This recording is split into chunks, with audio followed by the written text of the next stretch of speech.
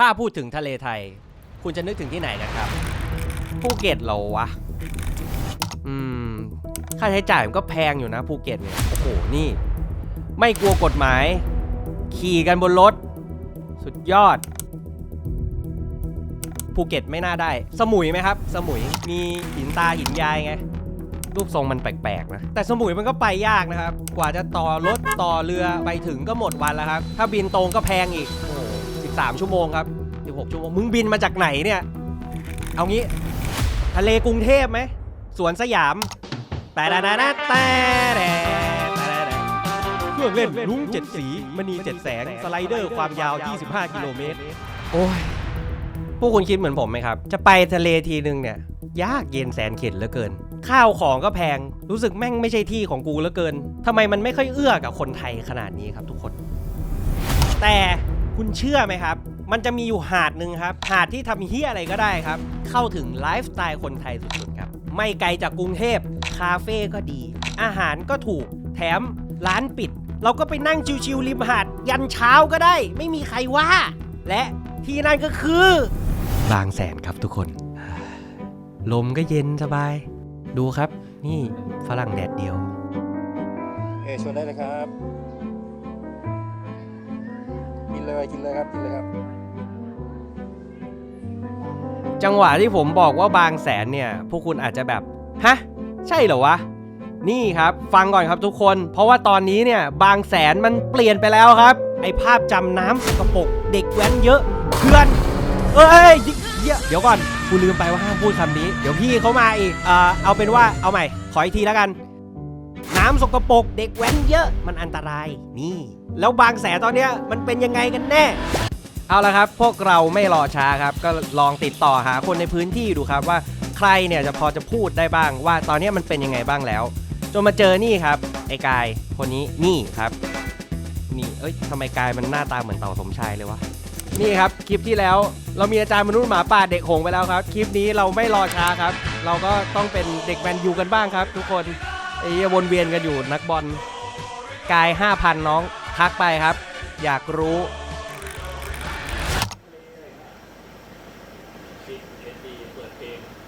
ชื่อกายกูต้องนั่งไงก่อนนะกายครับชื่อกายครับเกิดบางแสนโตบางแสนเรียนบางแสนทุกวันนี้ก็ยังอยู่บางแสนแต่ทำงานกรุงเทพแต่ก็ยังอยู่บางแสนอยู่ก็อันนี้แบบตอนเด็กๆนะนั่งกินเหล้าอยู่ริมหาดวอนปุ๊บแล้วหันมาอีกทีก็คือ2 ฝั่งข้ามถนนก็แบบเป็นเด็กแว้นประมาณ40 กว่าชีวิตอยู่แบบคนละฝ้าถนนแล้วแม่ก็วิ่งมาบวกกันเหมือนแบบสุรันอะแล้วคือร้านเราก็คือข้างทางก็คือเละร้านส้มตำก็คือแบบกระตุยอยู่พอนึกถึงบางแสนมันต้องแบบโอ้แม่งต้องแว้นต้องทองต้องอะไรอย่างเงี้ยเดี๋ยวนี้เขาไปไหนไม่รู้เหมือนกันว่ะสวัสดีครับเรื่องเล่าประวัติศาสตร์บางแสนจากชายผู้พลัดหลงจากอันดามันอ้าวแล้วนี่ใครวะเนี่ยดูเป็นผู้ทรงภูมิหน้าคุ้นๆเนาะเหมือนจะเคยเห็นที่ไหนมาก่อนมาแว่นมานี่มาสวัสดีครับผมอาจารย์โอฬารถิ่นบางเตียวนะครับอาจารย์ประจำคณะรัฐศาสตร์และนิติศาสตร์ม.บูรพาครับโอ้ชัดเลยอาจารย์โอฬารโอ้ยถึงว่าหน้าคุ้นๆครับช่วงนี้ก็ใกล้เลือกตั้งด้วยเห็นแกออกสื่ออยู่บ่อยๆก็คิดว่าน่าจะได้เรื่องกว่าไอ้กายครับอาจารย์ครับทรงเอทรงซ้อบางแสนเขาไปไหนกันหมดแล้วครับอาจารย์ทรงเอเคยได้ยินทรงเอคล้ายๆทรงซอแบบไม่รู้ผัวอีจุ๋มผัวอีแนนแต่เดี๋ยวนี้ไม่ค่อยเลยนะขับรถออนิวยังมีการเปิดเพลงเมื่อก่อนมันจะมีพวกรถเครื่องเสียงดุมแต่จะมีกลุ่มนี้ก็จะเยอะแต่ในบางแสนไม่ค่อยเห็นแล้วนะแต่มันจะไปอยู่อีกฝั่งหนึ่งซึ่งเมื่อก่อนมันเขามากันบางแสนเยอะเขาย้ายไปที่นี่เขาเอาจริงคุณต้องเที่ยวได้แต่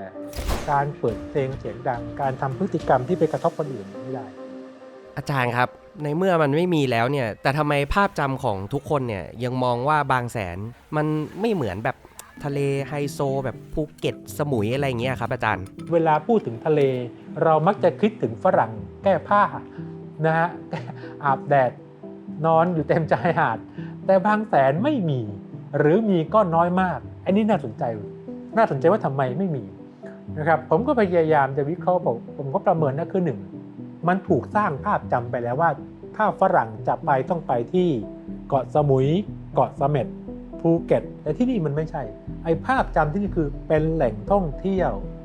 ราคาถูกตอบรับกับคนท้องถิ่น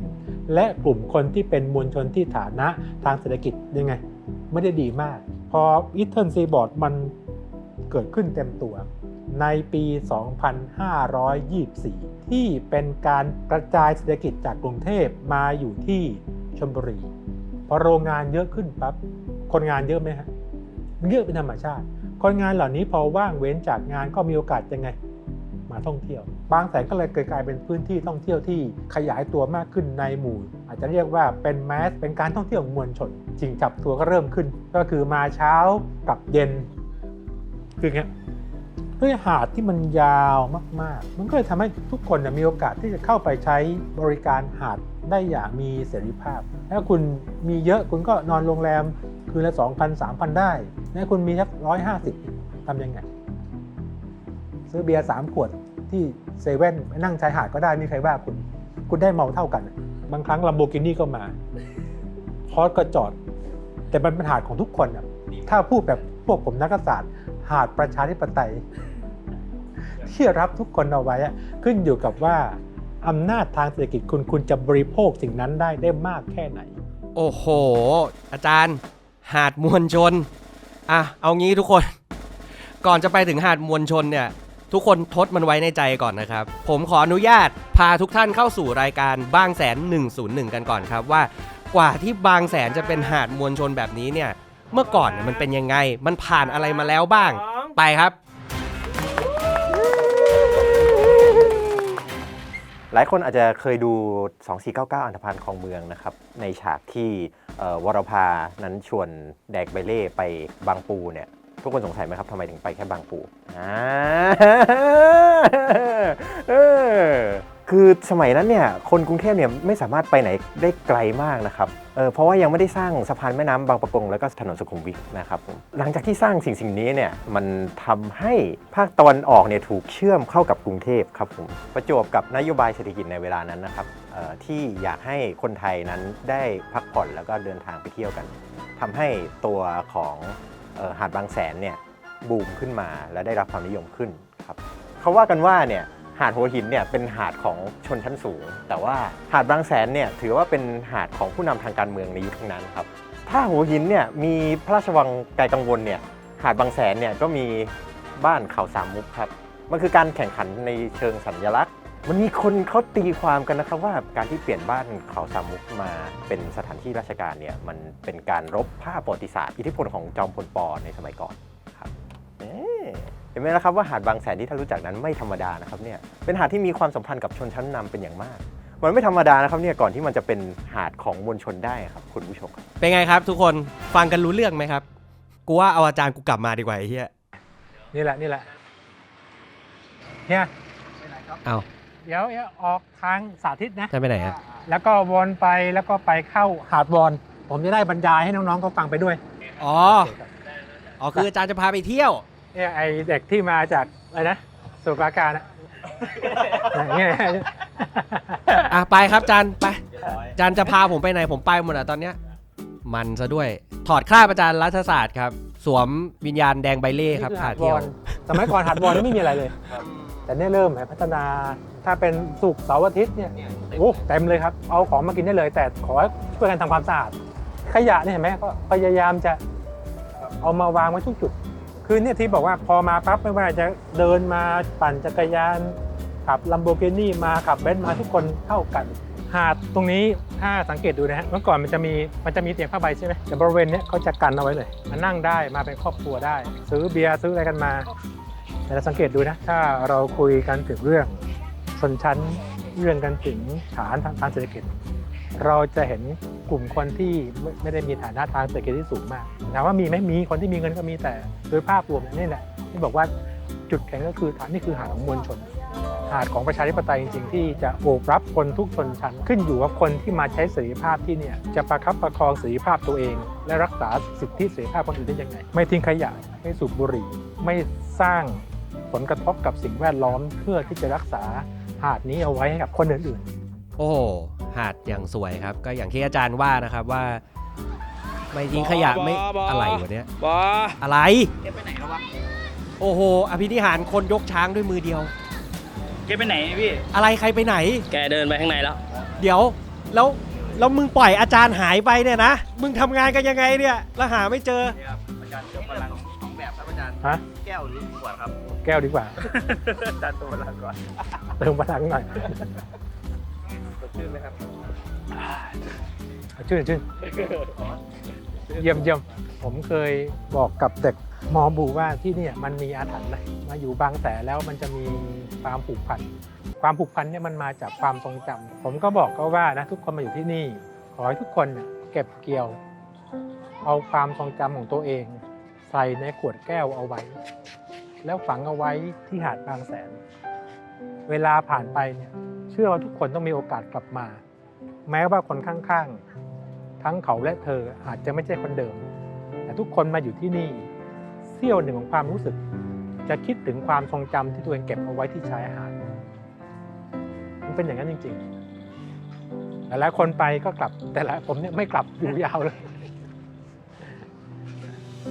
โดนช้างไปขวดหนึ่งอาจารย์กูลื่นเลยครับโรแมนต์เฉยเย็นๆนี่ก็ต้องไปหาร้านคาเฟ่ริมทะเลจิบเบียร์ก่อนดึกๆก็ค่อยไปร้านเหล้าแล้วหลังจากร้านเหล้าไปร้านไหนไปคาราโอเกะคำพูดมากมายความหมายคาราโอเกะขอแบบเป็นการเป็นงานขึ้นมาหน่อยนึงจริงจังเดี๋ยวผมจะพาไปดูเทสคนบางแสนกันครับไปกันเลยโอ้โหไอเฮียฝืนสัตว์จะพาไปเที่ยวยามเย็นเอ้าไปก็ไปท้องฟ้าอย่างสวยเลยเนี่ยเต็ม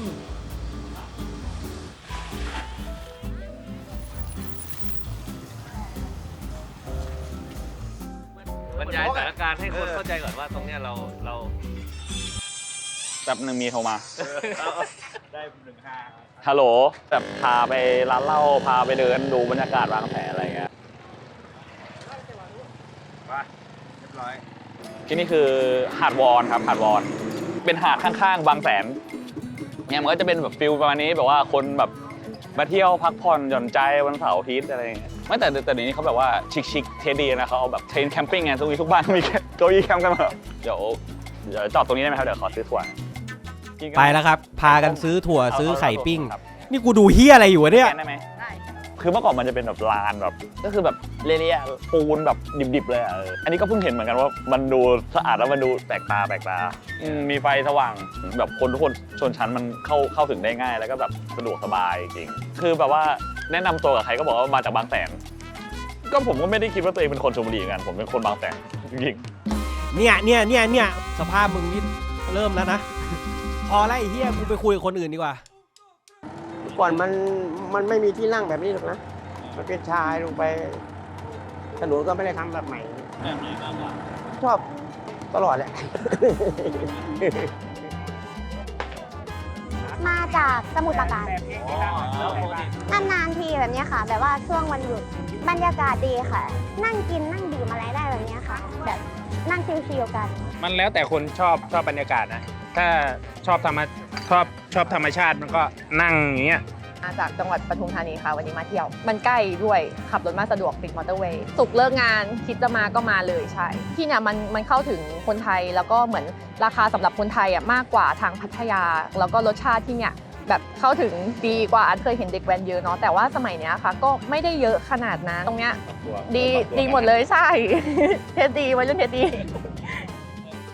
คือบางแสนมันไม่ใช่แบบทะเลที่ไปเที่ยวแบบเล่นเปิร์ไปดูอะไรอย่างเงี้ยมันคือแบบทะเลที่แบบมานั่งแล้วก็ดูพระอาทิตย์ตกนั่งแบบกินเบียร์อะไรอย่างเงี้ยแบบกินแบบจิบอะไรอย่างเงี้ยมันไม่ใช่ทะเลแบบไปแอคทิวิตี้อะไรอย่างเงี้ยเห็นก็เห็นล่าสุดเขามีปลาวาฬมาเยอะอยู่ยังมีปลาวาฬ6 ตัวปลาวาฬบูด้าอะไรก็ไม่รู้เห็นไหมครับบางแสนมันเปลี่ยนไปแล้วครับขนาดวาฬบูด้ายังมาเลยตั้ง2 อาทิตย์แบบเฮียไม่รู้จะไปไหนกูไปบางแสนแล้วกันมาเที่ยวน้ำมันสะอาดแล้วไง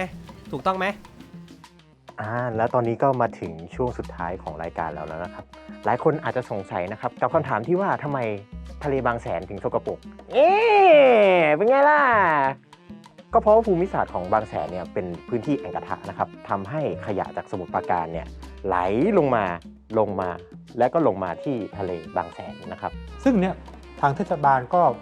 พยายามที่จะหาทางแก้ตอนเช้าทุกวันนะจะมีเรือเก็บขยะสมัยก่อนมีทุ่นกันขยะครับแต่แก้แบบนั้นแก้ไม่ได้ปรากฏว่าตอนนี้เขามองว่าปัญหาเนี่ยก็ต้องแก้กันแบบยังไงแบบบูรณาการนะครับเพราะไม่อย่างนั้นปั๊บภาพจำก็จะเห็นภาพขยะถ้าไม่แก้ปัญหา ก็อย่างที่อาจารย์ว่าครับ คือมันดูแลกันแค่บางแสนไม่ได้ครับ มันต้องเป็นปัญหาระดับชาติครับ สุดท้ายแล้วถ้ามัวแต่มานั่งเก็บขยะมันก็เป็นปัญหาปลายทางครับ ถ้าเราไม่นั่งแก้ปัญหาตั้งแต่ต้นทางเนี่ย ผมว่ามันแก้ยังไงก็แก้ไม่จบครับ อย่างเช่นตอนผม9 ขวบเนี่ยผมก็ได้ไปเที่ยวกับครอบครัวผมนะครับพ่อผมจำได้ว่าตอนผมเหยียบเท้าเข้าไปตกทะเลสิ่งแรกที่มันติดขึ้นมาคือขยะแล้วก็กล่องนมแล้วก็มีตะกร้อจากไหนก็ไม่รู้ติดมาตรงขาผมแล้วผมก็ร้องไห้แล้วผมก็เรียกแม่ผมมันก็เป็นประสบการณ์ที่มันค่อนข้างจะย่ำแย่สำหรับผมนะเวลานั้นแต่ว่าล่าสุดที่ไปมันก็ดีขึ้นมันก็ดีขึ้นทะเลสะอาดพื้นที่ให้นั่งชมดูวิวกินเหล้าใครทำให้ดีขึ้น ใครอ่ะ นายกตุ้ยเขาไหมล่ะ นายกตุ้ยไงตุ้ยไหนวะพี่นายกตุ้ยนี่สุดยอดทำให้หาดบางแสนเนี่ยมันดีขึ้นพัฒนาขึ้นแล้วก็ทำให้มันเจริญขึ้นมึงเอาใครมาพูดเนี่ยโอ้โหไอ้มู่แค่มีไอ้กายคนเดียวกูก็เหนื่อยแล้วนี่กูต้องมาฟังไอ้มู่พูดอีกโอ้กูจะบ้านั่นแหละครับทุกคนเรามาดูภาพอาทิตย์รับขอบฟ้าสวยๆทำใจสงบกันดีกว่าครับโอ้อย่างกับฟลอริดาดูครับผมยังจำได้นะมีพี่น้องแรงงานจากอีสานเนี่ยเขาดีใจมากเพื่อนพามาเที่ยวทะเลครั้งแรกนะเขาไม่รู้ว่าน้ำทะเลเค็มลงกระโดดน้ำลงไปน้ำเค็มมันเข้าตาเขาตกมันไม่รู้ว่าน้ำมันเค็มไอ้เหล่านี้มันรู้สึกว่ามันเรื่องใหญ่มากสำหรับคนที่ไม่เคยมาทะเลนะแต่รู้สึกว่าโอ้ทะเลที่เขาเห็นมันใหญ่กว่าแม่น้ำโขงเยอะมากในความรู้สึกเขามันก็รู้สึกมันสะท้อนหลายอย่างนะที่ผมเห็นนะไม่เหมือนที่แถวพังงาบ้านผมนะพังงาภูเก็ตบางหาดเข้าไม่ได้นะซื้อหาดปิดหาดกั้นหาดซึ่งพระเจ้าให้ทรัพยากรเหล่านี้แก่คนทุกคนในโลกใบนี้ได้สามารถเสพธรรมชาติเท่ากันแต่ความเห็นแก่ตัวของนายทุนและนักการเมืองข้าราชการบางกลุ่มที่เอาสิ่งที่พระเจ้าให้มากับคนทุกคนเอามาไว้เพื่อผลกำไรส่วนตัวอันนี้คือปัญหาซึ่งชายหาดมันไม่สมควรเป็นเจ้าของซึ่งมันแตกต่างจากบางแสนคุณไม่มีเงินก็ได้มีคนมาถามผมว่าที่นี่มันให้ทุกอย่างกับผมคนกรุงเทพจะอิจฉาผมไหมล่ะคนกรุงเทพตื่นตั้งแต่ตี 4เพื่อขับรถไปทำงานผมตื่น 6 โมงตื่นมายังได้วิ่งที่ชายหาดก่อนกลับบ้านเย็นๆแวะกินเบียร์ 2-3 ขวดชายหาดผมไม่ต้องลงทุนไปหาแหล่งท่องเที่ยวเพื่อที่จะใช้ชีวิตสโลว์ไลฟ์มันอยู่กับผมที่นี่แล้วผมจะไม่รักมันได้ยังไงเอาซะซึ้งเลยครับจริงๆแล้วผมว่าถ้าหาดในเมืองไทยทุกที่มันเป็นแบบนี้ได้ก็ดีนะครับเพราะผมเองก็อยากให้หาดในเมืองไทยเนี่ยมันเข้าถึงกับคนไทยทุกคนได้ง่ายๆราคาจับต้องได้คือทรัพยากรธรรมชาตินะครับมันไม่จำเป็นว่าต้องเป็นของคนใดคนหนึ่งครับดูอย่างหาดบางแสนเป็นตัวอย่างนี้ก็ได้ครับที่ทุกคนอาจจะมองว่ามันแย่มันไม่ดีนะครับแต่ว่ามันเป็นหาดที่ทุกคนสามารถเข้าถึงได้จริงๆไงครับสมก็เป็นหาดมวลชนครับแล้วก็ถ้าใครอยากดูรายการเกี่ยวกับเมืองจริงๆนะครับที่ไม่ใช่แบบเมื่อกี้นะครับไม่ใช่แบบไอ้มู่ครับก็รอชมได้เลยครับวอดแคสต์1ชั่วโมงอาจจะไม่ถึงแต่ว่าไม่เกิน1ชั่วโมงแน่นอนครับกับรายการUrban Errorรายการที่จะว่าด้วยเรื่องErrorของเมืองครับว่าบั๊กเนี่ยมันอยู่ที่ตรงไหนแล้วเราจะแพทช์แก้มันยังไงได้บ้างกับอาจารย์มนุษย์หมาป่าคนดีคนเดิมเด็กโขงของเราที่ไม่ใช่ไอ้กายเด็กแมนยูเมื่อกี้ก็ฝากไว้ในอ้อมอกอ้อมใจทุกคนด้วยนะครับ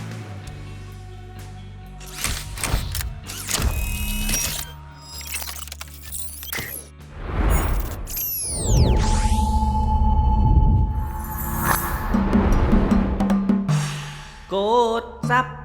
ไม่กดจะหิวโซมัวแต่ทำสิ่งนั้นตอนที่ดูช่องนี้ไม่กดซับสักทีเดี๋ยวไม่มีลาบัวนัวอยากให้ทุกคนกดซับ ถ้าดูอย่างเดียวกินละไม่ได้ฝากช่องไว้ในใจกดซับไว้เหมือนอย่างที่